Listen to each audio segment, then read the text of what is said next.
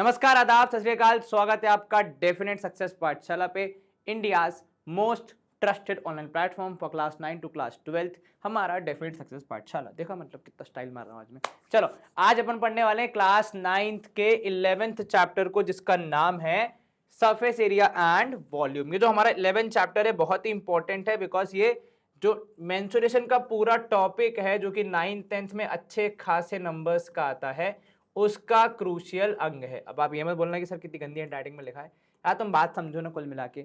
तो अगर आप अभी 9th में 11th चैप्टर को अच्छे से पढ़ लेंगे तो जो 10th में आपका सरफेस एरिया वॉल्यूम का चैप्टर है, जहां पे आपको कॉम्बिनेशन पढ़ना है, वो आपके लिए काफी इजी हो जाएगा। हमारा ये जो चैप्टर है ये फोकस करेगा मेजरली दो चीजों पे या दो शेप्स पे। एक है कोन और दूसरा है, यहां पे आप देखोगे, स्फीयर। ठीक है, हालांकि आपको नॉलेज जो होना चाहिए जो कि आपको काम आएगा फॉर क्लास 10th, उसमें आपको क्यूबॉइड एंड उसी का भाई जो है अपना क्यूब, उसके साथ साथ सिलेंडर का भी पता होना चाहिए। ठीक है, ये मेजरली 4 फिगर्स हैं। पर लेकिन अभी हम जब कॉन्सेंट्रेट करेंगे, क्योंकि अब 9th में आ गए हैं, कुछ नया पढ़ना है, तो हमारा कॉन्सेंट्रेशन इस वाले लेक्चर में होगा कोन और स्फीयर पे। ठीक है, चलिए, मतलब ये जो पूरा चैप्टर है उसकी बात कर रहा हूं मैं। आज के लेक्चर में हम कोन को देखेंगे। उसके भी अब देखो दो चीजें होती है, एक होता है सरफेस एरिया, दूसरा होता है वॉल्यूम, जिसमें हम में से बहुत लोग कंफ्यूज होते हैं। तो अपन आज सरफेस एरिया ऑफ कोन की बात करेंगे। जब भी आपको किसी पर्टिकुलर ऑब्जेक्ट की केवल बाहरी सरफेस से काम हो, मान लीजिए उसको पेंट करना हो, कवर करना हो, या फिर ऐसा कोई काम करना हो, तब आप सरफेस एरिया निकालते हैं। लेकिन जब आपको किसी पर्टिकुलर ऑब्जेक्ट के अंदर के चीज, अंदर जो उसकी कैपेसिटी है उसका पता लगाना हो, तब आप वॉल्यूम का पता लगाते हैं कि अंदर कितनी स्पेस है, कितनी चीजें मैं रख सकता हूं, कितनी क्वांटिटी वहां पे सामान की आ सकती है। इन सब बातों के लिए आप क्या यूज करते हैं?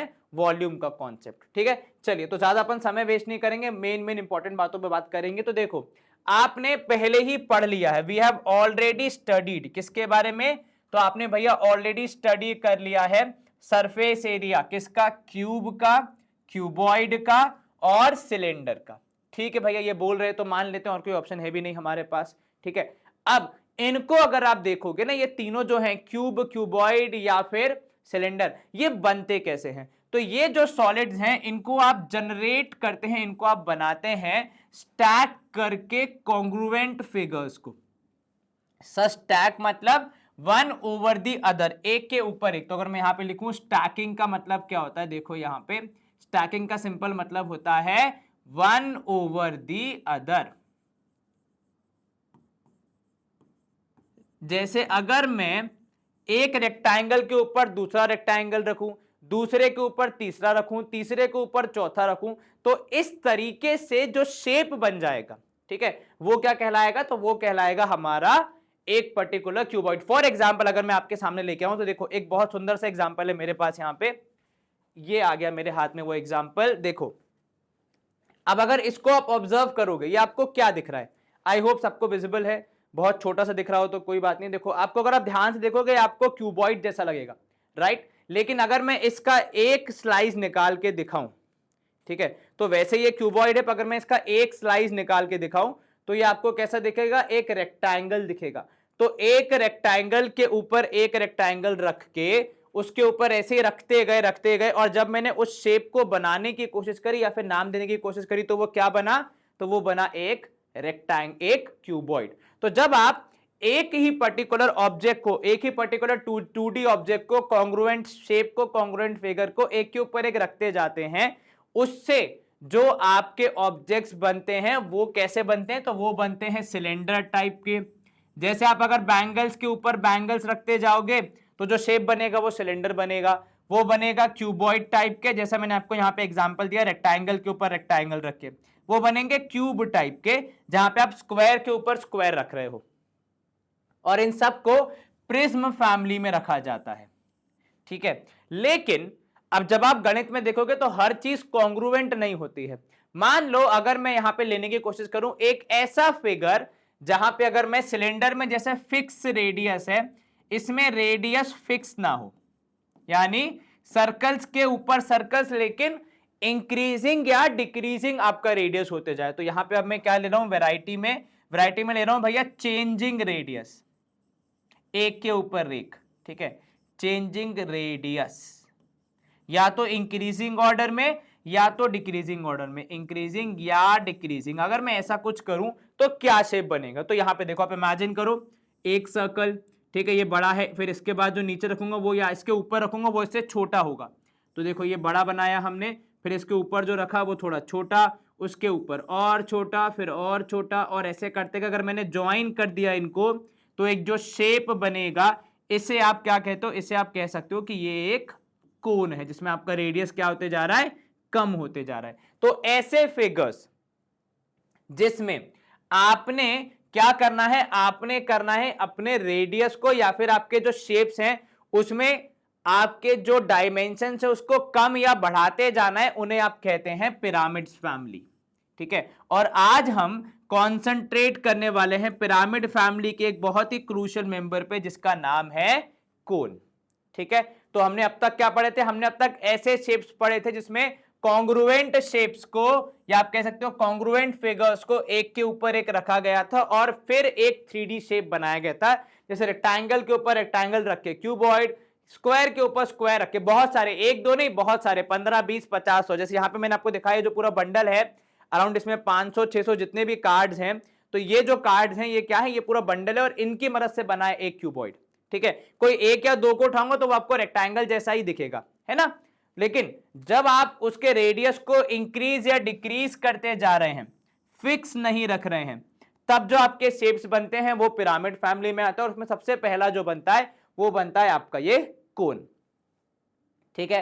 अब यहां देखो, हम अब यहां पे कोन को स्टडी कर रहे हैं, तो कोन को बनाने का और कौन सा तरीका है, तो आप एक राइट एंगल ट्राइंगल लीजिए, ठीक है, एबीसी, जिसको आपने राइट एंगल एट बी पे बनाया हुआ है, फिर उसकी जो एक साइड है उस पे धागा बांध दीजिए या फिर ऐसे धागे से चिपका दीजिए। जैसे यहां पे अगर आप देखेंगे तो ये हमारा ट्राइंगल है एबीसी और किसी ने यहाँ पे जो बी वाला जो ये ए बी वाला साइड है इस पे एक धागा बांध दिया है, ठीक है। अब सर धागा क्यों बांधा, इससे हमारा क्या फायदा होगा, तो जब आप इस धागे के ऊपर इसको टाई करके, क्या बोला मैंने, धागे के ऊपर टाई करके इसको जब आप रोटेट करेंगे, ठीक है, तो आप वहां पे देख पाएंगे आपको एक 3D सॉर्ट ऑफ शेप बनते हुए दिखेगा और वो शेप किसका होगा, तो वो शेप होगा आपके कोन का, ठीक है। कहां गया भाई, यहां पे देखो लिखा हुआ है कि वो जो शेप बनेगा वो कैसा बनेगा, वो शेप बनेगा इन द फॉर्म ऑफ कोन, ठीक है। अब ये जो शेप बन रहा है कोन जैसा, इसको अगर आप रियल लाइफ से इमेजिन करोगे तो आपको ये और कहां देखने को मिलता है, आपको ये देखने को मिलता है जब आप किसी आइसक्रीम पार्लर पे जाते हो, वहां पे जिस भी चीज में आपको आइसक्रीम सर्व की जाती है, ठीक है, या तो कप में की जाती है या फिर जो एक पर्टिकुलर शेप होता है उससे आप इसी शेप का मानते हैं, वो जो कंटेंट होता है उसको भी आप क्या कहते हैं, कोन ही कहते हैं, ठीक है। तो this is called a right circular कोन, ठीक है। In figure 11.1 of the right circular cone the point A is called the vertex. अब यहां देखो, ए को आप क्या कहोगे, वर्टेक्स कहोगे, ये आपकी क्या हो जाएगी, ये आपकी हो जाएगी वर्टेक्स, जो नुकीला पार्ट है कोन का उसे आप कहते हो वर्टेक्स, ठीक है। जो ए बी है वो कहलाएगी हाइट ऑफ द कोन, ठीक है, और जो बी सी है वो कहलाएगा आपका रेडियस। तो आपका ए बी क्या कहलाया सर, ए बी कहलाया हाइट, ठीक है, और जिसके अराउंड वो रिवॉल्व हुआ उसको आप कहते हो रेडियस, पूरे को नहीं, सेंटर से उसके सरकमफेरेंस तक जाने वाले पार्ट को आप कहते हो रेडियस। ये बात क्लियर हो गई, बिल्कुल सर, चलिए बहुत बढ़िया। अब जो बी होगा वो क्या कहलाएगा, बी कहलाएगा centre of the circular base of the cone, ठीक है। हाइट यहां पे h होगी और slant height of the cone जो कि आप यहां पे अभी देखेंगे उसको, जिसका यूटिलाइजेशन होता है कैलकुलेशंस में, उसको भी यहां पे आप देखेंगे। तो आपको कोन के केस में हाइट ऑफ द कोन क्या क्या पता होना चाहिए, कोन के केस में डायमेंशंस क्या होंगे, तो सर डायमेंशंस कोन के केस में हो जाते हैं, एक तो आपका हाइट, ठीक है, दूसरा आपका रेडियस, तीसरा आपका स्लैंट हाइट। और अगर आप कोन को वो भी करोगे, इमेजिन भी करोगे, तो देखो कोन बनता कैसे, यहां पे देखो, अगर मैं ये 2D फिगर से 3D बनाने की कोशिश करूं तो शायद आपको समझ में आ जाए, या पेन से बना लेते हैं। तो देखो ये हमारा सर्कुलर बेस हो गया और ये हमारा, ठीक है। तो जो स्लैंट हाइट होती है, स्लैंट का मतलब होता है तिरछा, टेढ़ा, तो ये होती है आपकी स्लैंट हाइट, है ना, जिसको यहां पे एल भी कहा जाता है, ब्रैकेट में लिखते हैं, ठीक है। हाइट होती है इसके बेस से लेकर टिप तक की सीधी परपेंडिकुलर डिस्टेंस, तो ये हो जाता है एच, ठीक है। जो रेडियस होता है वो होता है जो बेस सर्कुलर पार्ट है आपका, ठीक है, उसके सेंटर से सरकमफेरेंस तक की दूरी, ठीक है, ये जो हो जाएगा ये आपका हो जाएगा रेडियस। जो सर्कुलर बेस है उसके सेंटर से लेकर सरकमफेरेंस तक की दूरी को आप क्या कहते हैं, रेडियस कहते हैं, ठीक है। अब रियल लाइफ में अगर आप देखोगे, अगर आप आजकल किसी भी आइसक्रीम स्टोर पे भी जाओगे तो आड़े तिरछे कोन आपको देखने को मिलते हैं, है कि नहीं, कुछ इस प्रकार। लेकिन इस केस में जब आपके कोन ऐसे आड़े तिरछे होंगे तो उनके कैलकुलेशंस करना, सरफेस एरिया निकालना, वॉल्यूम निकालना, स्लैंट हाइट, हाइट, रेडियस पता करना थोड़ा सा मुश्किल हो जाता है, ठीक है। And probably that is out of your scope of studying. यहां पे आप जब पढ़ेंगे तो आप सीधे सरल सिंपल वाले कोन ही पढ़ेंगे, जिन्हें हम गणित की भाषा में कहते हैं राइट सर्कुलर कोन, जो कि ऐसे आड़े तिरछे नहीं है, एकदम बिल्कुल सीधे हैं, ठीक है। अब आप सीधा डिफाइन कैसे करते हो, तो देखो बहुत सिंपल सा होता है यहां पे सीधे की डेफिनेशन, कि जहां पे आपका बेस का सेंटर है, जो कोनिकल बेस है उसका जो सेंटर है, वहां से अगर मैं एक सीधी लकीर खींचूं तो वो कोन की टिप पे ही टच होगी। ऐसे टाइप के कोन को आप कहते हैं राइट सर्कुलर कोन, ठीक है। ये बात समझ में आ गई, बिल्कुल सर। तो ऐसे कोन जिनका अगर मैं बेस से एक परपेंडिकुलर खींचूं तो वो सीधे जाके जो कोन की टिप है, जो वर्टेक्स है, उस पे टच करेंगे, ऐसे कोन्स को हम कहते हैं राइट सर्कुलर कोन। अगर इससे आड़ा तिरछा है तो वो राइट सर्कुलर कोन की परिभाषा में नहीं आता। ये बात क्लियर हो गई। चलिए अब आ जाते हैं हमारे मेन एक्टिविटी पे, जहां पे हमें निकालना है सरफेस एरिया, किसका, राइट सर्कुलर कोन का। अब आप एक इमेजिन करो सिनेरियो जहां पे आपके पास एक राइट सर्कुलर कोन है, ठीक है। ये आपका राइट सर्कुलर कोन एकदम सीधा सिंपल सरल बनाने की कोशिश है, बहुत ज्यादा इसमें कोई कॉम्प्लेक्सिटी लाने की जरूरत नहीं है। अगर आपने इसको मान लीजिए आपने एक पेपर से लिया, इसका अच्छा एग्जांपल हो सकता है जो बर्थडे की हैट आती है ना, हैप्पी बर्थडे हैट, जो कि आजकल बर्थडे में पहनी जाती है, कोन शेप की, आपने देखी होगी, सबसे अच्छा एग्जांपल तो वही दिखता है। या फिर अगर आप देखेंगे क्रिसमस वगैरह पे जो हैट मिलती हैं वो, ये सारी जो चीजें, इनका शेप क्या है सर, कोन ही तो कहलाएगा। तो आप ऐसी कोई एक हैट ले लो, प्रोबेबली वो हैप्पी बर्थडे वाली हैट अगर आपको मिल जाए कहीं पे, और उसको आप क्या करो, उसको आप कुछ इस प्रकार से कट करो कि वो थोड़ी सी ओपन हो जाए, ठीक है। अब जब आप उसको कट करोगे ओपन करने के लिए, तो पता है आपको कैसा शेप मिलेगा, प्रोबेबली अगर आप वहां पे उसको किसी एक जगह से पकड़ के कट करते जाओगे, इन दी एंड आपको मिलेगा एक ऐसा ट्राइंगल नुमा शेप, ठीक है। तो अगर मैं उस कोन को कट कर दूंगा तो वो पेपर खुल जाएगा और कहीं ना मुझे एक ट्राइंगुलर शेप मिलेगा, या फिर अगर आप देखें तो ऐसा ऐसा शेप मिलेगा जिसमें ट्राइंगल मतलब सीधी लकीर तो नहीं पर थोड़ी सी तिरछी है, थोड़ा सा टेढ़ा टाइप का पेज एक आपको कह सकते हो मिलेगा, ठीक है। अब अगर आप इसको जैसे यहां पे देखोगे एक सर्कुलर सॉर्ट ऑफ, थोड़ा सा टेढ़ा सॉर्ट ऑफ मिलेगा, अगर आप इसको छोटे छोटे ट्राइंगल्स में काटने की कोशिश करोगे, ठीक है, क्योंकि देखो मुझे क्या निकालना है, मुझे निकालना है सरफेस एरिया।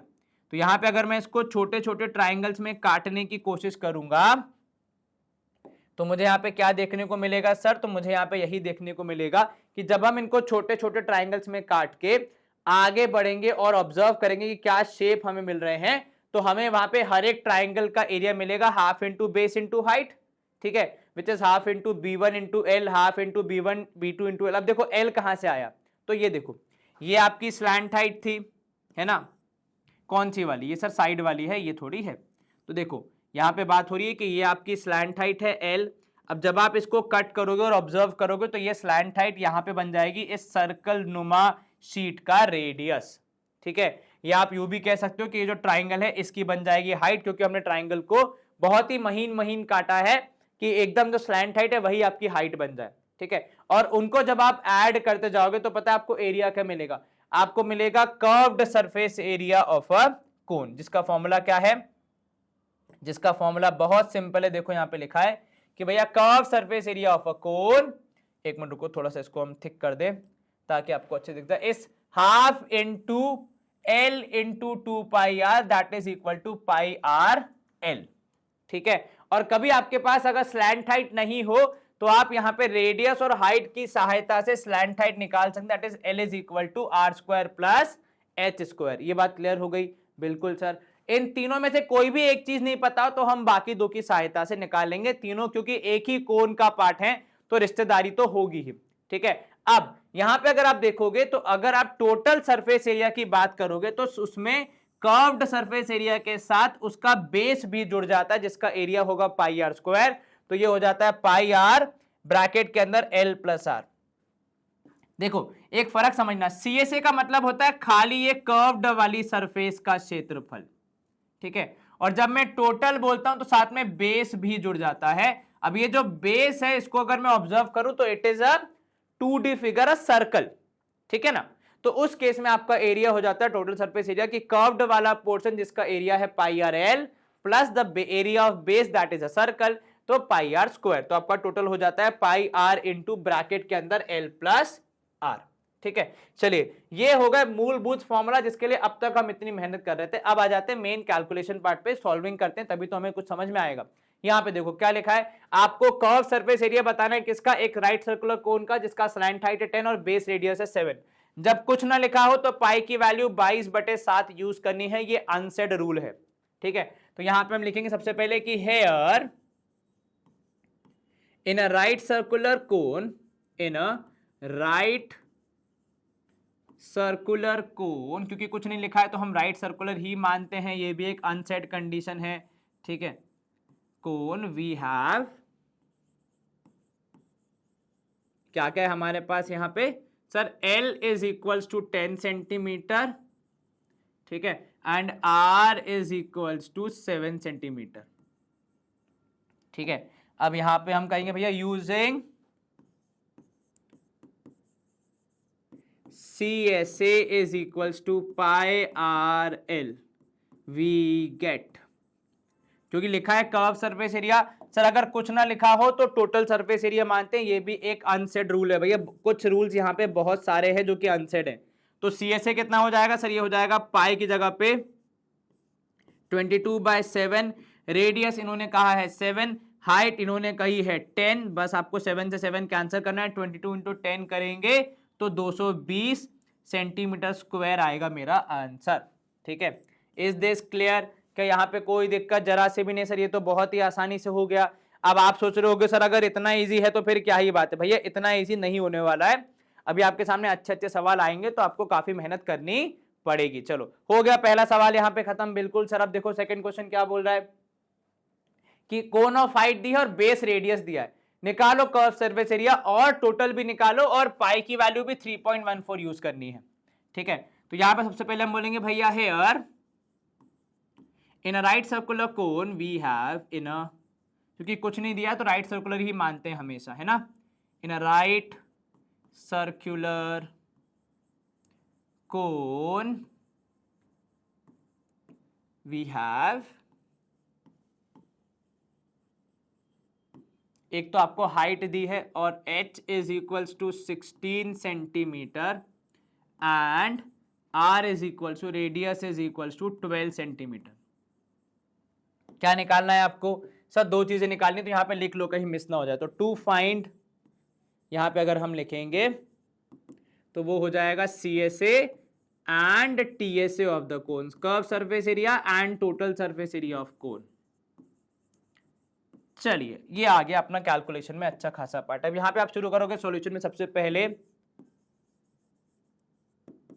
कि भैया L is equals to under root of H square plus are square. ठीक है, तो यहां पे आपने कहा L is equals to under root of h, मतलब कितना, हाइट हो जाएगी 16 स्क्वायर प्लस रेडियस है आपका 12 स्क्वायर, दोनों का स्क्वायर हम करेंगे यहाँ पे। 16 का स्क्वायर होता है 256, है ना।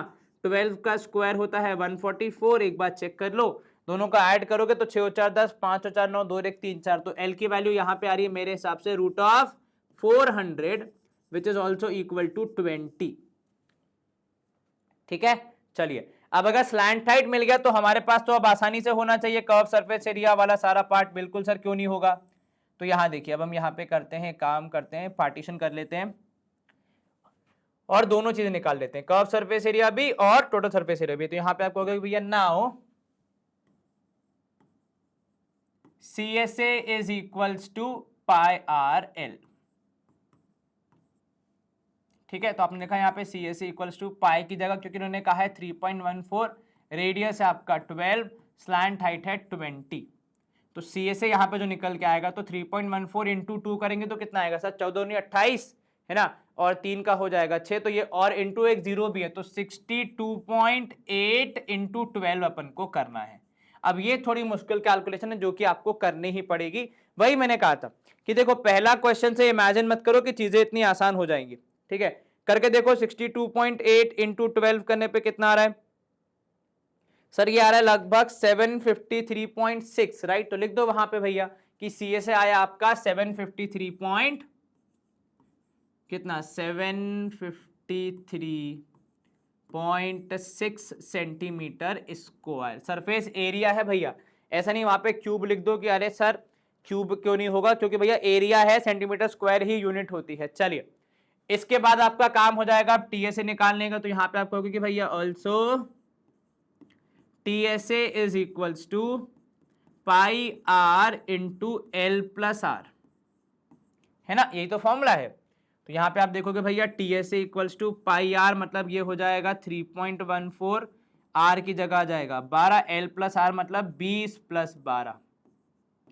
ठीक है, तो चलिए यहाँ पे आप अब ये देखो थोड़ा मुश्किल है क्योंकि यहाँ पे काफी चीजें मल्टीप्लाई करनी है। तो 3.14 इंटू 12 इंटू कितना होगा सर, ये हो जाएगा 2 और 1 3 इंटू 32। इन सबको मल्टीप्लाई करेंगे तो हमें मिलेगा हमारा TSA। तो 3.14 इंटू 12 इंटू 32 करके देखो कितना आना सर, 320 हो जाएगा 10 करने पे, फिर उसमें 2 बार 32 जोड़ दो तो 3 2 5 352, और यहाँ पे हो जाएगा 384 if I am not wrong. Sir ये कैसे किया, तो देखो 320 इंटू 12 करना है, 320 इंटू 10 किया 320, 12 करना है तो 2 बार 32 है ना, तो ये 10 हो गया, ये 11, ये 12। अब देखो 2 और 2 4, 3 3 6, 6 2 8, तो 384 हो गया। अब हाँ 3.14 से मल्टीप्लाई करना है तो वो थोड़ा चैलेंजिंग टास्क है, तो करो। TSA कितना आएगा सर, 3.14 से मल्टीप्लाई करेंगे हम 384 को तो हमें मिलेगा हमारा आंसर। फटाफट से बताओ मुझे ये कितना आ रहा है। अच्छा, बहुत लोग इसमें बोलेंगे कि सर जब आपके पास ऑलरेडी कर्व सरफेस एरिया है तो उसका यूज क्यों नहीं कर रहे हो। तो देखो ऐसी कोई मनाही नहीं है कि आप उसको नहीं यूज कर सकते, बिल्कुल कर सकते हो, पर मुझे ये भी ठीक लगता है वो भी ठीक लगता है, इतनी कोई खास मेहनत तो है नहीं, मल्टीप्लिकेशन तो वहां भी करना है यहां भी करना है। तो ये जाएगा 1205.76 if I am not wrong, 76 centimetre square. अब अगर मैं TSA के एक्चुअल कॉन्सेप्ट से जाऊं तो वो है pi R L plus pi r square. चलो पाई आर एल आपको दिया है भैया ये 753.6 है, लेकिन अभी भी तो आपको पाई आर स्क्वायर निकालना है। Now what is pi r square here, तो आर का स्क्वायर मतलब 12 स्क्वायर, 12 स्क्वायर इज 144, 144 इंटू 3.14 करना पड़ेगा। तो ऐसा तो नहीं है कि यहां पे कोई कैलकुलेशन आपकी आसान हो जाएगी, इन एनी केस आपको काफी सारी मेहनत करनी ही पड़ेगी, तो चाहे ऐसे कर लो चाहे वैसे कर लो, बात बराबर ही है। ठीक है, क्योंकि सवाल बनाने वाले इतने भी मूर्ख नहीं है कि भैया आपको ऐसा कुछ दे दे जिसमें एक में बहुत इजी कैलकुलेशन हो जाए दूसरे में मुश्किल हो, इतना उनको भी पता है कि कैसे आपको फंसाना है। ठीक है, चलिए ये हो गया हमारा सेकंड एग्जांपल सॉल्व। स्क्रीनशॉट लेना तो एक बार देख लो भैया। आ जाते हैं थर्ड एग्जांपल पे, क्या बोल रहा है हमसे। अब ये देखो आया अच्छा आपका क्वेश्चन जहां पे आपको रीजनिंग देखने को मिलेगी, है ना, थोड़ा लॉजिक लगेगा, थोड़ा दिमाग लगेगा। अ कॉर्न कॉब, जो कि यहाँ पे आपको शेप में दिख रहा है, कॉर्न जो होता है हमारा अपन खाते पीते रहते हैं खासकर हमारे बारिश के मौसम में, शेप्ड समवॉट लाइक अ कोन। बिल्कुल सही बात है भाई, अगर उसका शेप डिफाइन करना तो कोनिकल शेप ही कहेंगे अपन, है ना। Has the base radius of its broadest and, यानी नीचे वाले एंड का कितना रेडियस है, तो वो है 2.1 सेंटीमीटर। तो यहां का r is equals to 2.1 centimetre. चलिए, and length of height is 20 centimetre. देखो यहाँ पे हाइट दी है कितनी, 20 सेंटीमीटर हाइट है भैया, वो ध्यान रखना स्लैंट हाइट नहीं है, दोनों में बहुत फर्क है। अगर आपने दोनों में गलती कर दी, अगर गलत इवैल्यूएट कर लिया तो पूरा काम ही खराब। If each 1 centimetre square of the surface of the curve carries an average of 4 grains, 1 centimetre में 4 है, तो आपको नंबर ऑफ ग्रेन्स बतानी है। कोई बड़ी मुश्किल वाली बात है कि नहीं सर ये तो आसानी से हो जाएगा, कैसे कैलकुलेट करेंगे इसको, तो सर देखिए सबसे पहले यहां पे आप लिखेंगे कि हेयर अवेलेबल क्या क्या है, तो here in a right circular cone, in a right circular cone we have, क्या क्या हमारे पास, तो सर यहां पे अगर हम देखेंगे तो हमारे पास है आपका radius r is equals to 2.1 centimetre and h is equals to 20 centimetre. और क्या निकालना होगा हमें सर, सर हमें अभी स्लैंट हाइट निकालनी पड़ेगी, तो यहाँ पे आप कहोगे कि now l is equals to, क्योंकि स्लैंट हाइट के बिना काम नहीं हो पाएगा, तो यहाँ पे आप कहोगे कि now l is equals to under root of h square plus r square. ठीक है, अब यहाँ पे अगर आप देखोगे तो l is equals to under root of h कितना बोला 20 स्क्वायर प्लस 2.1 का स्क्वायर। जितना आपको आता है उतना करो। देखो अब स्क्वायर्स अगर याद होंगे तो जल्दी हो जाएगा। जैसे 20 का स्क्वायर 400 इजी है, तो 2.1 की जगह आप सोचो उसको 21 का स्क्वायर, तो 21 का स्क्वायर होगा 441, है ना। 441 में आप डेसिमल लगाओगे तो ये हो जाएगा 4.41, तो जो L होगा वो हो जाएगा अंडर रूट ऑफ 404.41। अब ये थोड़ा चैलेंजिंग टास्क है, ठीक है, इसमें आपको थोड़ी सी कठिनाई का सामना करना पड़ेगा। अब 404.41 जो है ये किसका स्क्वायर होगा, ये आपको थोड़ा सोचना पड़ेगा। देखो 20 है 21 है, अब इसके बाद अगर आप सोचोगे यहां पे तो देखो ये लगभग 20 और 21 के स्क्वायर के बीच में ही है। अगर मैं आपको इमेजिन करूं रफ वर्क में लेके जाऊं तो पता मैं क्या करूंगा, मैं देखो ये देखूंगा कि 20 के स्क्वायर से बड़ा है 404.41 और 21 के स्क्वायर से छोटा है, ये फेयर इनफ है। और अगर मैं देखूं यहां पे तो 20 के स्क्वायर से ज्यादा करीब है ये, है ना। तो अगर मैं एक कदम भी आगे बढ़ूंगा 20.1 तो भी मेरे आसपास ही होगा, ठीक है। अब 20.1 मतलब आप कह सकते हो कि 201 का स्क्वायर करना, है ना। तो यहां पे अगर आप 201 का स्क्वायर इमेजिन करो कितना होगा, तो सर 201 का स्क्वायर करना है तो मैं कैसे करूंगा, तो सर मैं कर दूंगा 200 का स्क्वायर प्लस 1 का स्क्वायर प्लस 2 इंटू 200 इंटू 1, मतलब ये हो जाएगा 400। अब 200 का स्क्वायर हो जाएगा 4 0 0 0 0, इसमें आपको कितना ऐड करना है 401 और ऐड करना है, तो ये हो गया 404, ये हो गया 40401 और डेसिमल लगना है 2 प्लेस के बाद, तो 404.01 आया 201 का स्क्वायर या 20.1 का स्क्वायर। ये उससे 404.41 है, थोड़ा सा ही ज्यादा है, एक 4 और है। तो मैं अगर यहां पे रफली एस्टिमेट भी लगाऊंगा ना तो इसकी वैल्यू पता है कितनी लगाऊंगा, ये हो जाएगा 20.11 सेंटीमीटर। तो एल की वैल्यू मिली कितनी मुझे, तो मुझे एल की वैल्यू मिल रही है अरे इरेज क्यों हो गया भाई, तो L इज इक्वल टू यहां पे लिखोगे 20.11 सेंटीमीटर। तो आपको अगर इमेजिन भी करना है, आपको अगर वैल्यू रखनी भी है तो बहुत सोच समझ के रखना, और कैसे आप उसको एस्टिमेट लगाते हैं इस बात की बहुत ज्यादा प्रैक्टिस करनी पड़ेगी इस पूरे ही चैप्टर में लगभग।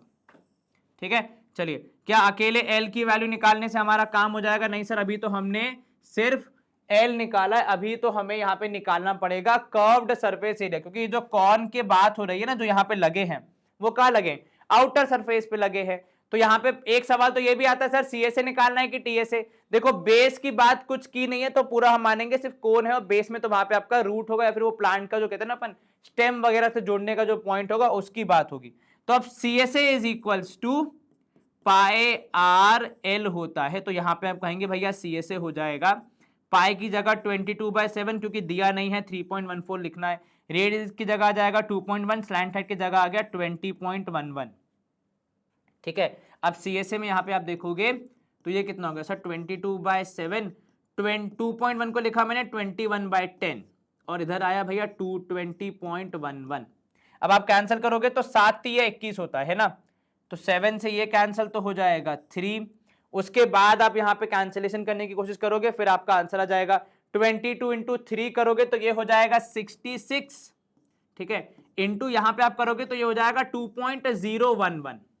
ठीक है, अब ये कैलकुलेशन करो, मुझे बताओ कि इसको मल्टीप्लाई करने पे कितना है, तो हम इसको खत्म करेंगे। तो चलो फटाफट इसको मल्टीप्लाई करो, अगर आपने अब तक नहीं किया है तो सर देखिए यहाँ पे 2.011 को 66 से मल्टीप्लाई करना है, तो 6 1 6 6 1 6 6 0 0 6 2 12। अब आपने यहाँ पे नीचे लिखना है तो सर ये हो जाएगा 12066। छः, छः और छः 12, छः और एक 7, 2 132.726। अब यहाँ पे मैं क्या लिखूंगा, 132.72 लिख लेता हूँ, या फिर 132 दशमलव कितना लिख दूंगा, मैं इसको लिख दूंगा सर, इसको 132.73 लिख लेते हैं। ठीक है, इससे ज्यादा क्या ही लिखेंगे, 2 6 था तो हमने 7 3 लिख लिया, और ये सेंटीमीटर स्क्वायर में आया हमारा एरिया CSA। अब नंबर ऑफ ग्रेन्स निकालना है हमें, अभी हमारा काम हुआ नहीं है, तो यहां पे हम लिखेंगे फाइनली कि now number of grains is equals to, grains का क्या हिसाब है, तो सर नंबर ऑफ ग्रेन्स का हिसाब यह है कि 1 सेंटीमीटर स्क्वायर में 4 ग्रेन्स है। तो यहां पे आप लिखोगे नंबर ऑफ ग्रेन्स निकालने के लिए कि 132.73 इंटू 4 करेंगे हम, तो हमें मिल जाएगा नंबर ऑफ ग्रेन्स। ठीक है, तो उसके हिसाब से अगर आप देखोगे यहां पे, तो आपका आंसर क्या आएगा, तो सर यहाँ पे उसके हिसाब से अगर मैं देखूं तो मेरा आंसर यहाँ पे आना चाहिए, करो मल्टीप्लाई, तो सर 132.73 इंटू 4 करना है, तो 4 3 12, 2 यहाँ 1 कैरी, 7 चौके 28, 1 29, 1 यहाँ 2 ऊपर, 7 4 2 8, और यहाँ पे हो जाएगा 8 और 2 10, 4 3 12, 1 13, 1 कैरी, 4 1 5, तो 530.92 या फिर 531 भी आप लिख सकते हो। तो दिस इज इक्वल टू 530.92 है ना, which is also equal to कितना, तो आप यहाँ पे नंबर ऑफ ग्रेन्स क्योंकि लिख रहे हो, तो अब भैया देखो नंबर ऑफ ग्रेन्स तो ऐसे डेसिमल में आएगा नहीं, तो which is also equal to कितना, 531 लिख सकते हो आप। ठीक है, इज दिस क्लियर, क्या यहाँ तक कोई दिक्कत जरा से भी नहीं सर। तो लगभग 531 ग्रेन्स यहाँ पे आपको देखने को मिल रही हैं इस पूरे इलाके में, मतलब ये जो पूरा आपका कौन है उसमें। चलो ऐसे ही क्वेश्चन आएंगे जहां पे आपको अप्लाई करना है अपना नॉलेज और फिर बताना है अपना आंसर, हो जाएगा, कोई दिक्कत तो नहीं, जरा से भी नहीं सर। चलो बहुत बढ़िया, स्क्रीनशॉट लेना तो एक बार देख लो। Moving ahead to our exercise का फर्स्ट क्वेश्चन, डायमीटर दिया है, अब ध्यान से देखना भैया, सीधे मत घुस जाना कि सवाल सॉल्व करना है। डायमीटर है 10.5 और स्लैंट हाइट है 10, बताओ कर्व सरफेस एरिया कितना होगा। तो यहां पे आप लिखोगे कि hair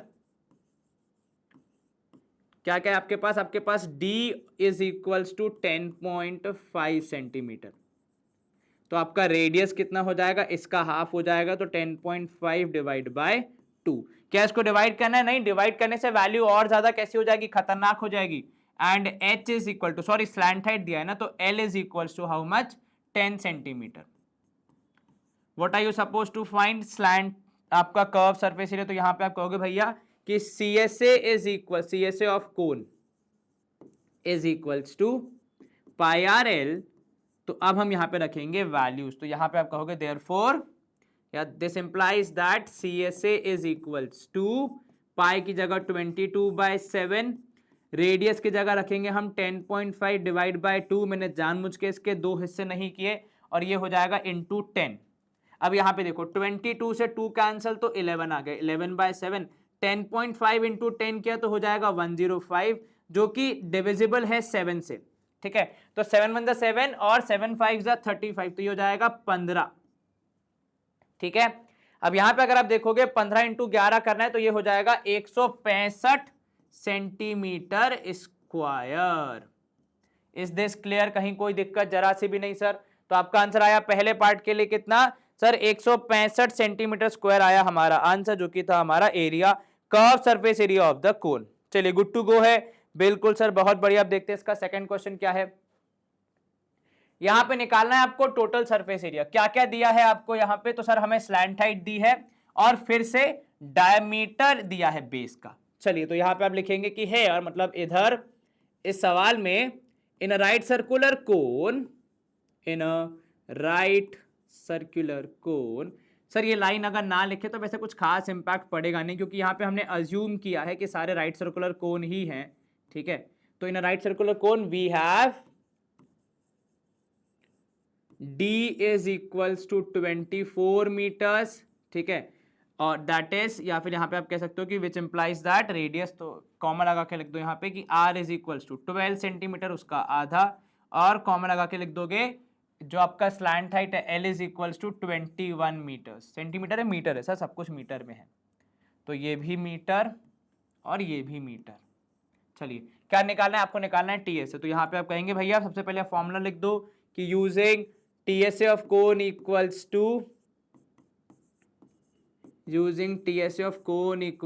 to pi r into l plus r we get.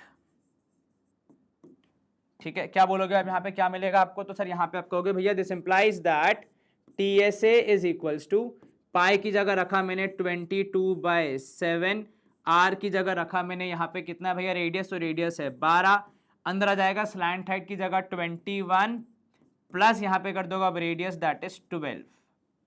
ठीक है, अब देखो टीएसए यहाँ पे आपका कैलकुलेट करके निकल जाएगा, तो 22/7 इंटू 12 इंटू यहाँ पे आप ऐड कर दोगे तो ये हो जाएगा 2 और 1 3, 2 और 1 3, 33। कुछ भी कैंसिल नहीं हो रहा है, तो हमें प्रोबेबली सब कुछ मल्टीप्लाई करके फिर 7 से डिवाइड करके बताना पड़ेगा। टास्क मुश्किल नहीं है, इजीली हो जाएगा। जैसे अब अगर आप यहाँ पे करोगे 22 इंटू 12, तो 12 दूनी 24, तो ये हो जाएगा लगभग 22 इंटू 12 करने पे देखो कितना सर, यहाँ पे अगर हम करें उनको मल्टीप्लाई तो हमें मिलेगा, हाँ 22 और 12 तो 24 प्लस 24 264। देखो कैसे किया मैंने, 22 इंटू 12 होगा 24 है ना, 22 इंटू 2 हो जाएगा 24 और ये दूसरा 24 नीचे, तो ये 264।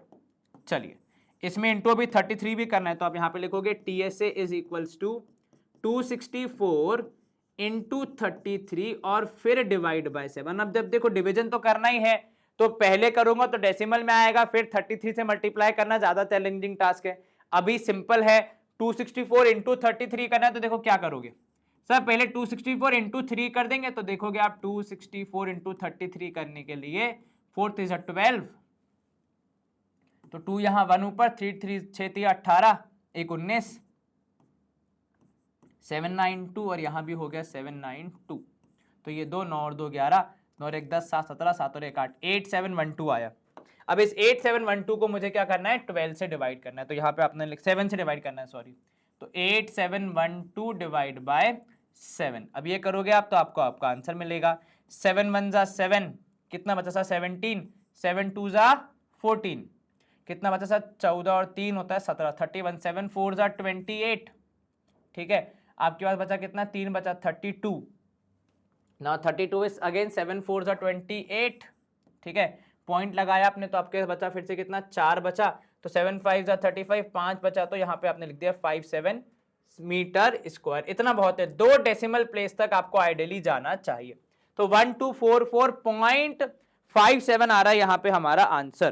ठीक है, कितना है भैया, 1244.57। एक बार चेक कर लो कहीं कोई दिक्कत तो नहीं है। बिल्कुल नहीं सर, आप भी एक बार डिवीजन कैलकुलेशन सारी चेक कर लिया करो, क्योंकि देखो हमारा हर बार सही होगा ये कोई गारंटी वाली बात तो है नहीं, क्योंकि हम भी आखिर हैं तो मनुष्य ही। हो गया, सेकंड क्वेश्चन भी सॉल्व, स्क्रीनशॉट ले लिया। बिल्कुल सर, थर्ड क्वेश्चन देखो, आपको दिया है एक कोन का कर्व सरफेस एरिया और दिया है स्लैंट हाइट, तो की बार उल्टा करना है। कर्व सरफेस एरिया दिया है, स्लैंट हाइट दी है, आपको बताना है पहली बात तो रेडियस कितना होगा, फिर दूसरे में बताना है टीएसए कितना होगा।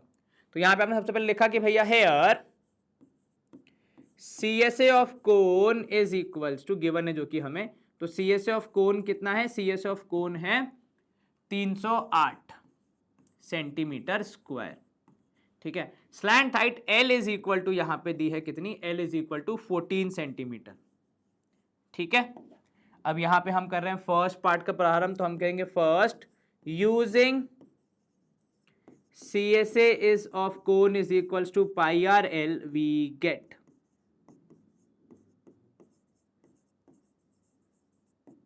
क्या मिलेगा हमें यहां से कि सर देखिए पाई आर एल जो है वो बराबर किसके होगा, तो वो हो जाएगा 308 के बराबर। ठीक है, इसमें एल की वैल्यू अभी हमने रखी नहीं है, तो पाई की जगह रखा हमने 22/7, r as it is, l की जगह रख दिया हमने 14 and this is equal to 308। Now if you do the calculation 7 से 14 कैंसल, 2 बचेगा, so 22 into 2 is how much, तो सर वो हो जाएगा 44 r is equal to 308। So all we need to do is क्या करना है हमें, बस यहाँ पे आर की वैल्यू निकालने के लिए 308 को 44 से डिवाइड करना है। अगर आपको यहाँ पे दिख रहा है मुश्किल तो पहले 11 से कर लो, जो कि हो जाना चाहिए 11 2 जा 22 एंड 11 8 जा 88। यहाँ पे 11 4 जा 44, फिर 4 से किया तो आर की वैल्यू आएगी 7 सेंटीमीटर। क्लियर है इतना? बिल्कुल सर, रेडियस आ गया आपका 7 सेंटीमीटर। हाँ जी, अब आ जाओ सेकेंड पार्ट पे। सेकंड पार्ट में क्या बोल रहा है सर, सेकंड पार्ट में बोल रहा है टीएसए, तो सेकंड पार्ट में बोल रहा है तो यहाँ पे हम कहेंगे भैया वी नो दैट टीएसए क्या होता है, तो सर टीएसए होता है, अगर हम यहाँ पे देखें तो TSA is equal to pi R L plus pi r square. ये इसका मूलभूत कॉन्सेप्ट है कि स्लैंट वाला जो आपका कर्व्ड वाला एरिया है वो और नीचे वाला सर्कुलर बेस का एरिया, ठीक है। तो यहाँ पे आप कहोगे भैया टीएसए आपको निकालना है तो पूरी मेहनत क्यों करें हम, TSA is equals to pi are l आपके पास है पहले से, तो ये हो जाएगा 308 प्लस पाई आर स्क्वायर निकालना दैट इज 22/7 इंटू 7 स्क्वायर, ठीक है, या फिर आप लिख दो 7 इंटू 7, तो एक 7 पहले से कैंसिल हो जाएगा, दूसरा मल्टीप्लाई हो जाएगा। तो टीएसए आप निकालने के लिए आप करोगे भैया 308 प्लस 7 दूनी 14, एक कैरी 7 दूनी 14, एक 15, 154। तो आपका टीएसए निकल के आएगा यहाँ पे इन दोनों के एडिशन से 8 4 12, एक कैरी 5 और एक 6, 3 और एक 4, 5 कितना होगा एक बार चेक कर लो, 8 4 12, 5 और एक 6, हाँ तो 3 और एक 4, 462 सेंटीमीटर स्क्वायर। ये आया मेरा टोटल सरफेस एरिया। अगर मेरा यहाँ पे रेडियस 7 सही आया तो मेरा टीएसए भी सही आएगा, पर अगर रेडियस गलत होगा तो टीएसए भी गलत होगा, है कि नहीं। चलो गुड टू गो है जी, यहां तक कोई समस्या जरा सी भी नहीं सर। थर्ड क्वेश्चन अपना निपट गया। आप देखो फोर्थ क्वेश्चन क्या कह रहा है कि एक कोनिकल टेंट है जो कि 10 मीटर हाई है, तो ये आपका एच हो जाएगा, ठीक है, और उसका रेडियस आपको दिया है 24। क्या क्या निकालना है आपको, सबसे पहले स्लैंट हाइट निकालना है, फिर कॉस्ट निकालनी है। अब देखो यहाँ पे कॉस्ट में आपको दिमाग के लगाना है कि सीएसए निकालना पड़ेगा या टीएसए निकालना पड़ेगा, क्योंकि एरिया पता होगा तभी तो कॉस्ट पता लगाएंगे, है ना। तो वो अपन करेंगे सेकंड पार्ट में, उतना दिमाग। फर्स्ट पार्ट की पहले यहाँ बात कर लेते, तो यहाँ पे हम कहेंगे भैया here h is equals to for in a conical tent या फॉर अ कोनिकल टेंट, जो भी आप लिखे, ठीक है। Here we have a conical tent, again कुछ नहीं मेंशन है तो राइट सर्कुलर ही मान के चलेंगे, a conical tent with h is equals to 10 metres या centimetre sir, 10 metres and r is equals to 24 metres. कौन सा फॉर्मूला यूज करेंगे सर, स्लैंट हाइट निकालने तो वही करेंगे। So we know that L is equals to under root of h square plus r square, right. तो बस solve कर लो। तो L is equals to h square यानी 10 स्क्वायर प्लस 24 स्क्वायर।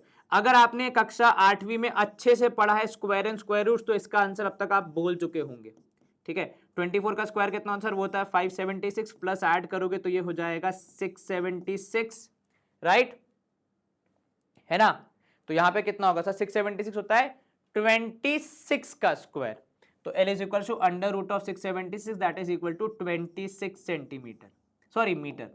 तो स्लैंट हाइट हाई मेरे पास 26 मीटर। इज दिस क्लियर कि यहां तक कोई दिक्कत जरा से भी नहीं सर। अगर हाइट में स्लैंट हाइट में गलती नहीं तो मतलब आपका मेजॉरिटी काम ठीक हुआ है, ठीक है। अब यहाँ पे बात देखो, ये तो हो गया पहला पार्ट। दूसरे पार्ट में आपको क्या निकालनी है, कॉस्ट निकालनी है। तो वो कैसे निकालोगे सर, कॉस्ट निकालने के लिए मुझे एरिया पता होना चाहिए भैया कितने में टेंट लग रहा है, तब तो कॉस्ट निकलेगी। और एरिया निकालने के दो फॉर्मूले मेरे पास, एक सीएसए और दूसरा टीएसए। अब बड़ा चैलेंज मेरे लिए यही है कि भैया इसमें सीएसए लगाना है कि टीएसए लगाना है, कौन बताएगा सर, खुद ही सोचना पड़ेगा। तो यहां पे देखो टीएसए मतलब होता है टोटल सरफेस एरिया, जिसमें curved area plus the bottom is also there. पर अगर मैं टेंट को इमेजिन करूं तो टेंट में बॉटम कहां होगा भैया, टेंट में बॉटम तो धरती होगी ना। ऊपर आपने टेंट लगा दिया, नीचे अंदर सब अपना अपना गद्दा लगा के सो जाएंगे, तो उसमें नीचे तो कपड़ा लगना नहीं है, क्योंकि अगर नीचे भी कपड़ा लगा दोगे तो इंसान अंदर घुसेगा कैसे, है कि नहीं। तो यहां पे आप कहोगे भैया कि सीएसए ऑफ कोन, या फिर आप कहोगे using CSA of cone is equals to pi r L we get कि एरिया ऑफ टेंट, है ना, यही लिख ले हम, या फिर क्या, हाँ तो यहां पे आप लिख लो भैया कि area of tent, area of tent या एरिया ऑफ कैनवास रिक्वायर्ड, जैसे आप लिखो, जैसे भी आप लिखो, ठीक है। तो एरिया ऑफ टेंट लिखो या फिर ब्रैकेट में लिख दो यहाँ पे कैनवस रिक्वायर्ड, ये हमने लिख दिया, ठीक है, bracket close. Is equal to formula क्या है सर, पाई की जगह 22/7, रेडियस आपका यहाँ पे है, देखिए लिखा है साफ साफ 24, और L की वैल्यू है 26। अब ये बड़े बड़े कैलकुलेशन हमें करने पड़ेंगे, ठीक है। तो यहां पे आप लिखोगे भैया कैनवस रिक्वायर्ड, अब ब्रैकेट में लिख दो इन मीटर स्क्वायर, क्योंकि कैनवस रिक्वायर्ड वैसे तो अपन लेंथ निकालते हैं ना, पर यहाँ पे हम मीटर स्क्वायर में एरिया निकाल रहे हैं, ठीक है। आपके मन में आएगा कि भैया ये सर ये 25 ये 7 से डिवाइड करना है कि जरूरी है क्या? नहीं मत करना, क्योंकि ये आगे जाके कहीं ना कहीं कैंसिल हो जाएगा। अब मैं देखो आपको एक शॉर्ट ट्रिक सिखाता हूँ, इसको सॉल्व कैसे करना है। देखो यहाँ पे 22/7, अगर आप इमेजिन करो this is 24 is 25 minus 1 and 26 is 25 plus 1, ठीक है। तो ये हो गया a माइनस बी और ये हो गया a प्लस बी, तो नीचे आ जाएगा a square minus b square. तो अगर आप यहां पे सोचो तो कुल मिला के आपको करना है 625 माइनस 1, 24 और 26 को मल्टीप्लाई करने पे 625 माइनस 1 दैट इज 624 के बराबर ही आएगा। ये मैंने आपको शॉर्ट ट्रिक सिखा दी, अगर आपको समझ आए तो अच्छी बात है, ना आए तो आप इसको डायरेक्टली मल्टीप्लाई करके भी लिख सकते हो। यहां लिखा मैंने 25 माइनस 1 होता है 24 एंड 25 प्लस 1 होता है 26, तो that is 25 square minus 1 square. A short trick to do the calculation. एक बार आप चेक भी करके देख सकते हो कि भैया 25 स्क्वायर जो कि होता है आपका 625 माइनस 1 करने पे आएगा कितना, ठीक है। तो यहां पे आप देख लो एक बार 24 इंटू 26 करके 624 आ रहा है, बिल्कुल सर। अब उसमें 22 का और गुणा कर दो सर, उसमें 22 और मल्टीप्लाई कर देंगे तो हमें मिलेगा 13728, है ना। तो यहां पे आप लिखोगे भैया canvas required is equals to, canvas required is equals to कितना हो जाएगा? तो सर ये हो जाएगा 13728 अपॉन 7, जिसको मैं जानबूझ के डिवाइड नहीं करूंगा 7 से, ठीक है। एक बार चेक भी कर लेते हैं, 624 इंटू 22 करके देख लेते हैं। 4 2 जा 8, 2 2 जा 4, 6 2 जा 12, और ये लिखा आपने 1248, तो 8 8 4 12, 4 2 6 1 7, यहाँ पे हो जाएगा कितना सर? ये हो जाएगा 2 और 1 3, हाँ, तो 13728 आ रहा है। चलिए बहुत बढ़िया। अब इसके बाद आप क्या करोगे सर? कैनवस रिक्वायर्ड आएगा, लेकिन अभी हमारा काम खत्म नहीं हुआ, क्योंकि अभी हमें कॉस्ट भी निकालनी है, ठीक है। तो कॉस्ट का फॉर्मूला क्या होता है? हमेशा देखो जो भी आपकी रिक्वायर्ड है, एरिया हो गया, कैनवस हो गया, तो canvas required multiplied by rate, ठीक है। तो कैनवस रिक्वायर्ड हमने निकाल लिया है, रेट हमें पता है, बस हमें सॉल्व करना है। यहाँ पे तो आप लिखोगे cost is equals to 13728 divide by 7 into 70। अब अगर मैं 7 से डिवाइड कर देता इसको, तो पहली बात तो डेसिमल में कुछ वैल्यू आती, फिर उसको मैं वापस 70 से मल्टीप्लाई करता तो और मेहनत होती। यहाँ पे 7 और 70 आपस में कैंसिल हो गए, तो फाइनली जो कॉस्ट आई आपके पास, तो यहाँ पे आपने लिखा therefore cost of tent equals to, cost of canvas is equals to, यहाँ पे अगर मैं लिखूं वुड बी ₹13728, और केवल एक जीरो लग जाए क्योंकि 7 और 70 कैंसिल हो गए। तो 1,37,820 रुपए का खर्चा होगा भैया इस पूरी एक्टिविटी में। हमें तो देने नहीं, हमें तो खर्चा बताना है। तो खर्चा आया 137,280। चलिए क्लियर हो गई ये बात? बिल्कुल सर, सवाल सॉल्व हो गया। हाँ जी सर, बहुत बढ़िया। अब देखो नेक्स्ट क्या है। फिफ्थ क्वेश्चन कह रहा है कि एक length of tarpaulin 3 metre wide will be required to make a conical tent of height, what is the length of tarpaulin, ठीक है। तो यहां पे देखो, इस सवाल को जरा समझो, पहले इस वाले स्टेटमेंट को समझो। क्या बनाना है आपको? आपको बनाना है कोनिकल टेंट जिसकी हाइट ये है और बेस का रेडियस ये है। Assume that the extra length of material that will be required for stitching the margins and wastages cutting is approximately 20 centimeter used by 3.14। देखो, मैं अगर कुछ भी ना समझ पाऊं तो सिर्फ इतना समझ में आ रहा है मुझे यहां पे कि भैया एक चीज तो तय है कि आपको यहां पे क्या करना है, आपको यहां पे निकालना पड़ेगा सबसे पहले कोनिकल टेंट का क्षेत्रफल, जिससे हमें यह पता चलेगा कि जो टेंट बनेगा उसमें कितना क्लॉथ लगेगा। तो यहां पे देखो, आप सबसे पहले क्या लिखोगे? Here we have a conical tent with conical tent के डायमेंशंस क्या है वो भी लिखो। तो यहां पे आप लिखोगे with height with H is equals to कितना है sir? Height is 8 metres and base radius is 4 centimeter, sorry 6 cent, r is equals to 6 metre, ठीक है। l is not given। तो यहां पे हमने सबसे पहले क्या बोला भैया? l निकालो, तो आप बोलोगे using l is equals to under root of H square plus are square, और इससे मुझे मिलेगा यहाँ पे क्या, मेरा आगे का कैलकुलेशन। तो यहाँ पे मैं क्या बोलूंगा कि L यहाँ पे हो जाएगा, देखो L is equal to under root of H is 8, तो 8 square plus 6 square, again a very famous Pythagorean triplet. 8 का स्क्वायर लिख दोगे 64, 6 का स्क्वायर 36, दोनों को ऐड करोगे आएगा 100, तो आपको L की वैल्यू मिलेगी 10 मीटर्स। ठीक है, ये बात क्लियर हो गई? बिल्कुल सर, यहाँ तक कोई आपत्ति जरा सी भी नहीं सर, ये तो बड़ी आसानी से हो गया।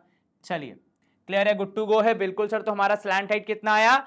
स्लैंट हाइट आया 10 मीटर्स। क्या हमें स्लैंट हाइट निकालनी थी? नहीं सर, स्लैंट हाइट निकालने से हमारा सरफेस एरिया निकलेगा। तो यहां पे आप कहोगे कि now CSA of cone is equals to pi R L.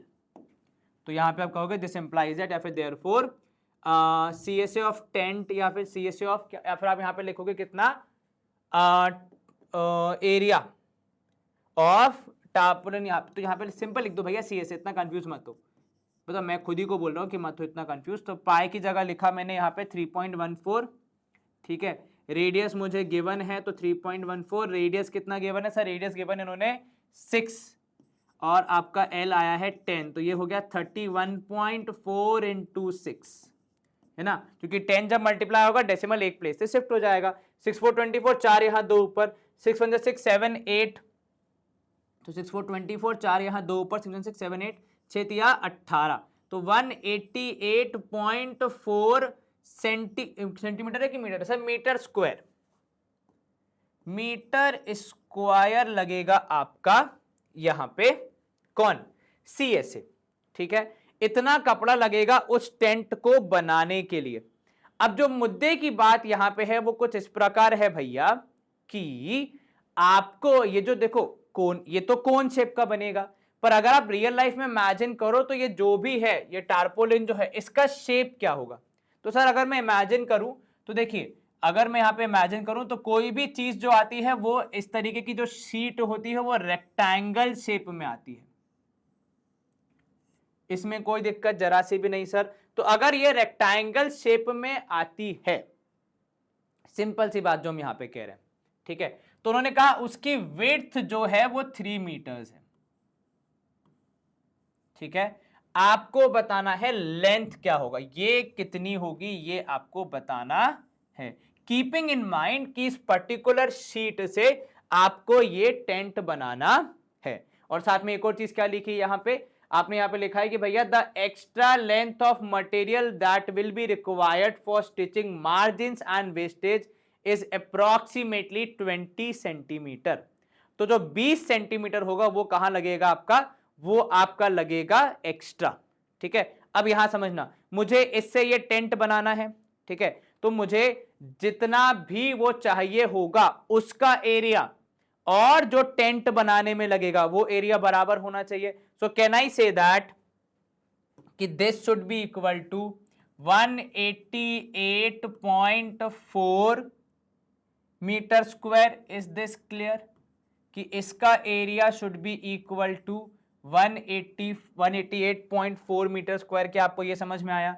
बिल्कुल सर। अब देखो यहां पे मैं क्या लिख रहा हूं, ठीक है, एरिया, या फिर हम यहां पे लिख सकते हो कि भैया CSA should be equal to area of, क्या है वो, कौन सी शीट है? टार्पोलिन, है ना, टार्पोलिन शीट, शीट लिख लो, है ना, ब्रैकेट में लिख दो रेक्टेंगल शेप। अब तो ये जो 2D में आ चुका है, ये देखो जो CSA था आपका वो कर्व सरफेस एरिया था। अगेन जो हमने याद किया, आपने अगर देखा हमने कटिंग करके किया था, वो जो पेज को बोला था हमने कोन को कट करो तो आपको मिलेगी एक शीट, तो वैसे ही यहां पे कुछ मिलेगा कि ये जो हमारा कोन बन रहा है, ये जिस पेपर से बन रहा है, जिस पॉलिथीन से बन रहा है, वो एक रेक्टेंगल शेप की है।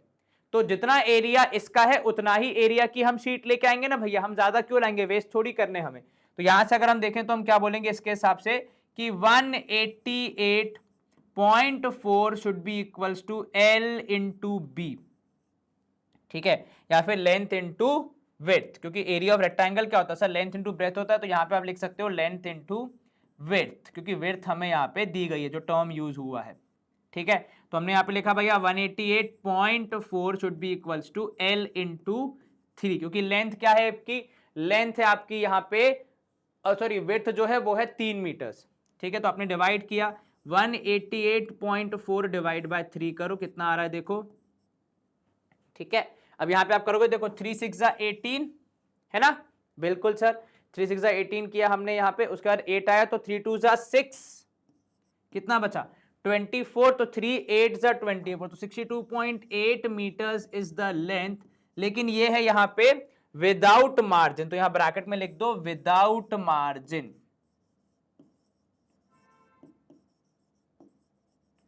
तो अब मुझे इसमें मार्जिन भी इंक्लूड करना पड़ेगा, ठीक है। तो यहां पे एक्चुअल लेंथ कितनी होगी, तो देयरफॉर एक्चुअल लेंथ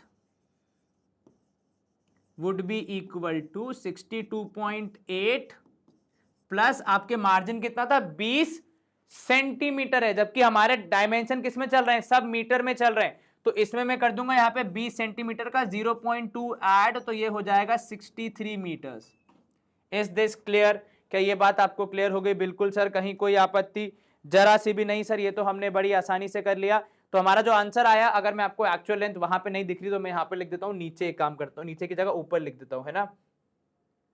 तो एक बात समझना, ये जो मैंने कैलकुलेशन किया यहाँ पे आपने एकदम परफेक्ट लेंथ ली है, एकदम एब्सोल्यूट, ठीक है। तो यहाँ पे आपने ली है विदाउट मार्जिन, यहां भी लिख लो एक बार, ठीक है।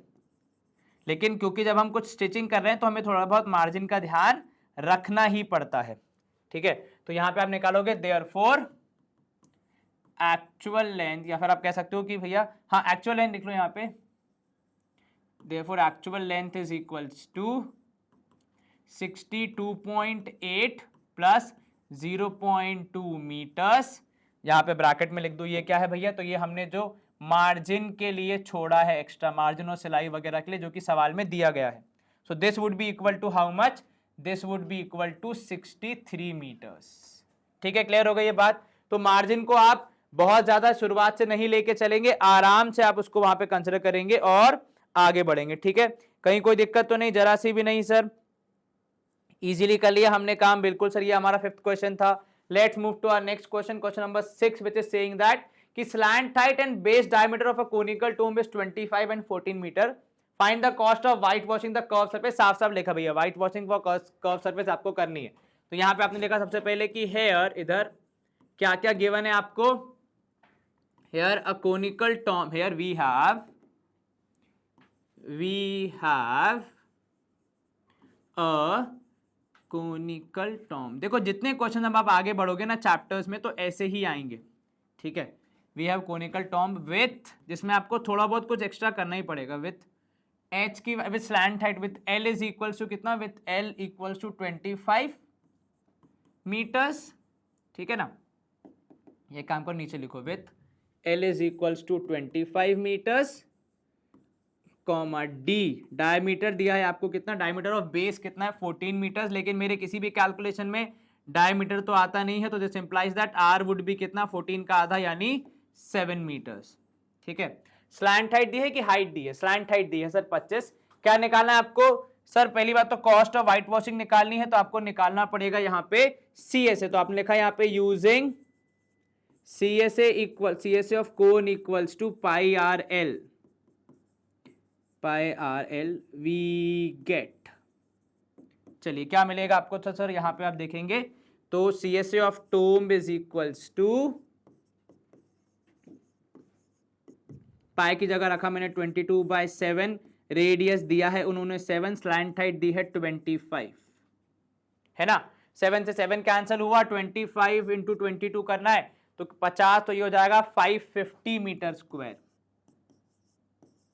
क्या मुझे सिर्फ CSA निकालना? नहीं सर, मुझे तो कॉस्ट ऑफ व्हाइट वॉशिंग बोली है। तो यहां पे देखो आप बोलोगे कॉस्ट इज इक्वल्स टू जो भी आपका CSA आया, एरिया आया जितना करना है, इनटू रेट। अब यहां पे बहुत लोग गलती क्या करते हैं कि जो भी मॉनेटरी वैल्यू लिखी है सीधे मल्टीप्लाई कर दिया। ऐसा करने में आप यहां पे बहुत बड़ा ब्लंडर कर दें, क्योंकि आपको देखना है यहाँ पे देखो CSA तो 550 है, जो रेट है उसमें एक और इंपॉर्टेंट चीज होती है कि भैया रेट किस हिसाब से है, तो उन्होंने कहा 210 फॉर 100 मीटर स्क्वायर, तो अपॉन 100 आपको करना पड़ेगा। ये कुछ ऐसे समझो कि मान लो किसी ने कहा कि भाई आप दुकान पे गए तो केले कैसे दिए, उसने कहा 60 रुपए के। अब यहां पे अगर कोई इंसान बिना सोचे समझे उस पर चढ़ जाए, 60 रुपए का एक केला कौन देता भाई साहब, बहुत महंगा है, तो वो केले वाला क्या बोलेगा, भैया देखिए मैंने तो आगे बताया ही नहीं कि 60 रुपए किलो है, 60 रुपए के 6 हैं, 60 रुपए का 1 डजन है, 60 रुपए के 5 किलो है। तो आप बिना सोचे समझे जब ऐसा करेंगे तो ऑब्वियस ही बात है गड़बड़ होगी। हमेशा पूरा सुनना है कि प्राइस क्या है भाई, 40 रुपए का 1 किलो है, 40 का आधा किलो है, मतलब मैं रियल लाइफ में बता रहा हूं, जब हम प्राइसेस कंपेयर करते हैं तो आपको यही देखना है कौन सी चीज का प्राइस किस यूनिट में और किसके कंपैरिजन में दिया जा रहा है, ठीक है। जैसे मान लीजिए अब गोल्ड का जो प्राइस होता है, गोल्ड का प्राइस पर केजी नहीं पर 10 ग्राम दिया जाता है। 63 मान लो अभी 72 73 जो भी चल रहा होगा, तो वो 10 ग्राम का प्राइस है भैया, 1 किलो का थोड़ी है। 1 किलो का प्राइस तो बहुत ज्यादा हो जाएगा, करोड़ों में पहुंच जाएगा। तो इसीलिए आपको हमेशा ध्यान रखना है कि किस कह सकते हो यूनिट में कैलकुलेशन हो रही है। अब यहाँ पे अगर आप देखोगे कुल मिला के जो चीज करनी है वो ये कि भैया इस जीरो से ये जीरो कैंसिल किया, इससे ये कैंसिल किया, कॉस्ट आपने निकाली, तो therefore cost is equals to, केवल आपको करना है 55 गुणा 21 बस, और आपको मिल जाएगा आपका आंसर। तो 5 1 5 105, 105 ऊपर और यहाँ पे क्रॉस लगा के 105 नीचे, तो 1155 रुपए, दैट इज रुपीस 1155। बताओ इतने बड़े टॉम को पेंट करने के सिर्फ 1155 रुपए लगेंगे, साल में 5-6 बार करवा लो, इतने में तो क्या ही हो जाएगा, क्यों भाई, है कि नहीं। चलो ये टिप्पणी अपन क्या ही करेंगे। क्वेश्चन नंबर 6 हो गया अपना समाप्त, बच्चे 2 क्वेश्चन, चलो फटाफट निपटाते अपन इनको भी। क्वेश्चन नंबर 7 कह रहा है कि a jokers cap is in the form of right circular cone of base radius 7 and height 24। Radius और आपको क्या दिया है, हाइट दिया है, क्या बताना है, एरिया बताना है किसका, शीट रिक्वायर्ड का, टू मेक 10 सच कैप्स। चलो आसान है, तो यहां पे लिखा है आपको कि here a cap, a conical cap, अब राइट सर्कुलर ही है हर बार तो कोनिकल कैप लिख लो, विथ हेयर वी हैव, है ना, वो भी तो लिखना है, अरे यार लिखना भूल ही जाता हूं मैं, we have a conical cap with what sir, with आपका क्या है भैया, रेडियस है r is equals to 7 centimetre comma h is equals to 24 centimetre. जो आपको नहीं पता है वो है स्लैंट हाइट। और स्लैंट हाइट क्यों जरूरी, क्योंकि सर अगर क्षेत्रफल निकालना है, एरिया निकालना है शीट का, तो स्लैंट हाइट तो पता होनी चाहिए। तो यहां पे हम कहेंगे भैया यूजिंग CSA इक्वल्स टू, अभी कहां सर, पहले स्लैंट हाइट निकालो, तो using L is equals to under root of h square plus r square we get. चलो यहां देखो भैया, आप बोलोगे L is equals to under root of h की जगह कितना लिखा आपने सर, h की जगह लिखा मैंने 24 का स्क्वायर, रेडियस की जगह लिखा मैंने 7 का स्क्वायर, तो L would be equal to 24 का स्क्वायर होता है सर 576, 7 का स्क्वायर होता है 49, दोनों को ऐड करेंगे तो ये हो जाएगा under root of 625। So L is equal to 25 centimetre, right. हाँ जी सर, चलिए स्लैंट हाइट निकाल दिया, अब निकाल दो CSA। तो यहां पे आप कहेंगे भैया using CSA of cone is equals to pi are L, we get कितना, तो सर यहां पे लिखेंगे area of sheet for 1, we get area of sheet for कितना, 1 कैप। पहले एक का निकालते फिर बाकी की बात करेंगे। तो area of sheet for 1 cap equals to, pi की जगह रखा मैंने कितना सर 22/7, क्योंकि लिखा नहीं है पाई की वैल्यू क्या यूज करनी है। रेडियस आपको कितना दिया ना सर, रेडियस दिया है 7 if I am not wrong, yes, और आपने स्लैंट हाइट निकाली अभी 25। चलो ये तो अपन ने अभी किया, तो सर ये भी कितना हो गया सर, ये भी हो गया 550 centimetre square is the area of sheet for 1 cap. चलो ये तो एक का आया, कितनों का निकालना है सर, 10 का निकालना है, तो यहां पे आप बस वो कर दो, तो area of sheet for 10 caps, area of sheet for 10 caps कितना हो जाएगा, तो सर ये हो जाएगा 551 का इंटू कर दो 10, तो 1 0 और बढ़ जाएगा, तो यहां पे हो जाएगा 5500 centimetre square is the area of sheet required for 10 such caps. अब कितनी है, 10 का निकालना था, 1 का निकाल के गुणा 10 कर दिया, इससे इजी तो मैथ हो नहीं सकती है ना। चलो स्क्रीनशॉट देख लो एक बार। लास्ट क्वेश्चन, अरे काफी सारी चीजें दी हैं।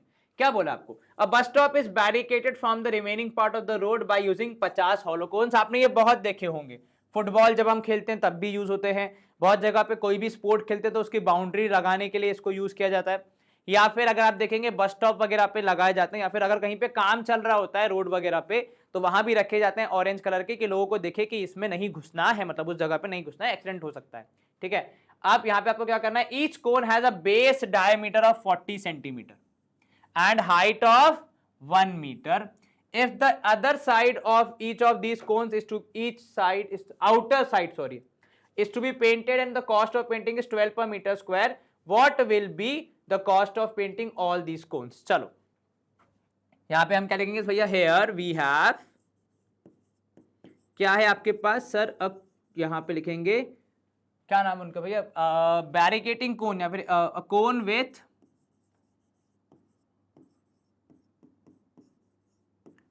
कोन विथ h की वैल्यू नहीं दी है sir, h is equals to 1 metre. ठीक है, और आपका यहाँ पे what is the radius, sir radius तो हमें पहले डायमीटर निकालना पड़ेगा। तो देखो d है वैसे तो 40 सेंटीमीटर, पर यहाँ पे जो मेरा हाइट है वो है 1 मीटर, तो दो अलग अलग डायमेंशन में काम नहीं चलता, ये गोल्डन रूल है हमेशा। As soon as you see two different dimension, सबसे पहले चेंज कर दो टू डिफरेंट यूनिट्स। ठीक है, तो डायमीटर को लिखा मैंने 0.4 metre, which implies that radius कितना हो जाएगा, तो सर रेडियस हो जाएगा इसका आधा यानी 0.2 मीटर्स। चलिए क्या निकालेंगे सबसे पहले, सर अगर एरिया निकालना है तो स्लैंट हाइट निकालनी पड़ेगी, तो यहां पे हमने कहा using L is equals to under root of h square plus r square, we get कितना, तो सर यहां पे कहा L is equals to under root of h square यानी 1 स्क्वायर प्लस 0.2 का square, so this is under root of 1 square यानी 1, 0.2 का square यानी 0.04। ठीक है, अब मैं इन दोनों को जब ऐड करूंगा तो मुझे L की वैल्यू मिलेगी यहाँ पे अंडर रूट ऑफ 1.04, और अगर आपने क्वेश्चन में ध्यान से देखा हो रूट ऑफ 1.04 की वैल्यू दी है इन्होंने 1.02, तो जब दी है तो उसका यूज हम क्यों नहीं करेंगे। चलो good to go sir, yes slant height मिल गई आपको, आपका काफी इंपॉर्टेंट काम हो गया। अब आप यहां पे क्या निकालेंगे sir, area of one cone, तो यहां पे आपने कहा using CSA of cone equals to pi are L we get क्या मिलेगा आपको, तो सर यहां पे देखिए हम कहेंगे यहां पे कि भैया एरिया ऑफ वन कोन, एक कोन की बात करेंगे अपन, बाकी की बाद में करेंगे, would be equal to pi की जगह हमें कहा गया 3.14 इस्तेमाल करो। रेडियस कितना बोला है सर हमने, यहाँ पे देखिए 0.2, और उसके बाद हमारी स्लैंट हाइट निकल के आई है 1.02, तो सब में ही डेसिमल है, तो यहाँ पे आपको सबको ही मल्टीप्लाई करना पड़ेगा। तो एरिया ऑफ वन कोन कितना आएगा वो आपको पता लगाना है, और देखो कॉस्ट कितनी बोली, ₹12 पर मीटर स्क्वायर, तो पहले इनको मल्टीप्लाई करो तब तो आगे होगा। सर 3.14 को अगर मैं 2 से मल्टीप्लाई करूं, या 3.14 या 314 को 2 से मल्टीप्लाई करूं, वो जाएगा 628 डबल, और डेसिमल कितना लगेगा 1 2 3, तो बेसिकली ये हो गया 0.628 इंटू 1.02। भैया मेरी गणित है कमजोर, तो मैं तो छोटे छोटे स्टेप से ही करता हूं, कहीं मुझसे कुछ बहुत बड़ा कांड ना हो जाए कि नहीं, क्योंकि अगर कैलकुलेशन में गड़बड़ हो गई तो फिर किसको किसको क्या क्या समझाते रह जाएंगे। तो 3.14 इंटू 0.2 कितना हो जाएगा सर, ये 0.628 है। अब इसमें जरा मल्टीप्लाई कर दो, कितना 1.02 मल्टीप्लाई करो तो कितना आएगा सर, कर लेते कौन सी बड़ी बात है। 628 लिखा हमने और लिखा यहाँ पे 102, पहले 2 से किया, 8 दूनी 16, 2 2 4, यहाँ पे हो जाएगा 2 2 4 1 5, 6 दूनी 12, फिर 0 है तो 0 0 0, फिर आ जाएगा 1, तो सेम नीचे आ जाएगा, रिपीट हो जाएगा, तो ये 6 5 8 और 2 10, यहाँ पे हो जाएगा 4 और यहाँ पे 6, 64056 है ना। अब अगर देखें डेसिमल तो इसके आगे था और यहाँ था, तो 1 2 3 4 5, ये तो पूरा ही डेसिमल के अंदर लपेटे में आ जाएगा, तो आप इसको 0.64 लिख दें अपन, है ना। तो या फिर यहाँ पे लिख दोगे तो भैया देयरफॉर एरिया ऑफ वन कोन कितना आएगा, तो सर ये आएगा 0.641 लिख दो, क्योंकि 056 तो 0.641 would be a good answer. ठीक है, ये कितना मीटर स्क्वायर, मीटर है सेंटीमीटर, सर सेंटीमीटर मीटर है सपोज। अब यहाँ पे कितने सर कॉस्ट निकालनी है आपको, तो cost is equals to area of one, ठीक है, इनटू क्वांटिटी कितने हैं इनटू रेट, तीनों चीजें होंगी ना भैया। ये तो एक का निकाला आपने, ऐसे कितने कोन है यहाँ पे लिखा है क्या, अब बस स्टॉप इज 50 हॉलो कोन्स, ठीक है, तो ऐसे 50 कोन है, तो कॉस्ट आप कैसे निकालोगे, तो यहाँ पे देखो आप लिखोगे कॉस्ट इज इक्वल्स टू, एक का आया यहाँ पे 0.641, इसमें करूंगा मैं इंटू 50 क्योंकि 50 कोन है ऐसे, और हर एक का रेट हमने कहा 12 पर मीटर स्क्वायर, तो इंटू 12। तो चलिए सर 50 से मल्टीप्लाई करना, तो पहले एक जीरो है तो 6.41 हो जाएगा, और फिर इंटू 5 करेंगे, तो देखो यहाँ पे 5 1 जा 5, 5 4 जा 20, जीरो यहाँ 2 पर, 6 पंजे 30, तो ये कितना हो जाएगा सर, 6 पंजे 30 और 2 32, तो ये हो जाएगा 3.25, और इसमें करूंगा मैं इंटू 12। एक बार चेक कर लो भैया, कहीं फिर से कुछ कैलकुलेशन में गड़बड़ ना हो, क्योंकि कैलकुलेशन में गड़बड़ होगी तो आपको भी पता है कुछ नहीं कर पाएंगे हम। तो हमने लिखा यहाँ पे 0.641 इंटू 50, हाँ तो सर 32.12, डेसिमल देखना भैया एक बार चेक करना, अगर क्योंकि डेसिमल में कुछ गड़बड़ हुई तो बहुत दिक्कत हो जाएगी।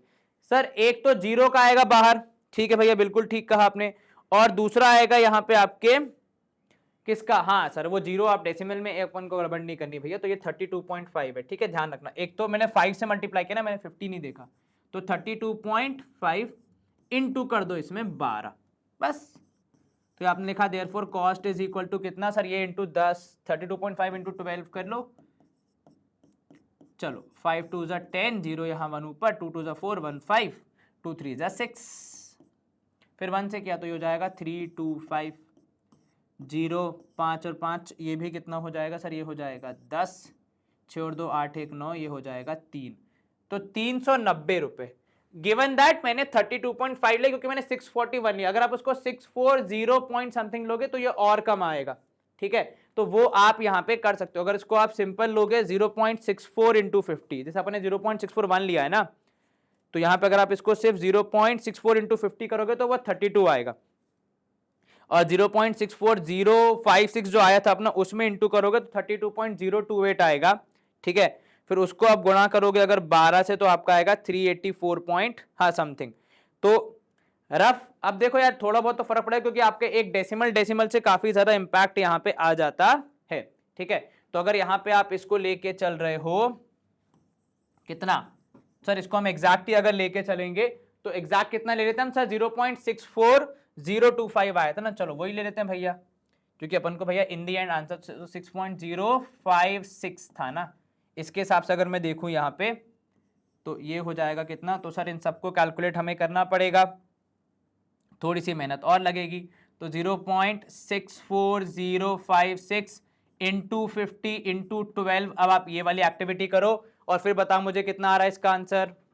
तो देखो अब अगर यहाँ पे अपन पूरी शिद्दत से करें तो पहली बात तो यहाँ पे जीरो की वजह से एक हो जाएगा 6.4056 है ना, अब उसमें इंटू 5 और करना है अपन को, तो 6 पंजे 30, जीरो यहाँ 3 ऊपर, 5 25 26 7 28, यहाँ पे 2 ऊपर, 6 0 0 2, 6 4 20, जीरो यहाँ 2 ऊपर, तो 32, अब डेसिमल में 1 2 3 4, 32.028 आएगा इनको मल्टीप्लाई करने पे, तो ये हो जाएगा कितना 32, अरे इरेजर हटो भाई पेन आ जाओ, तो 32.028 आएगा, और इसमें करना है इंटू मुझे 12 है ना, इतनी मेहनत तो अब करनी पड़ेगी।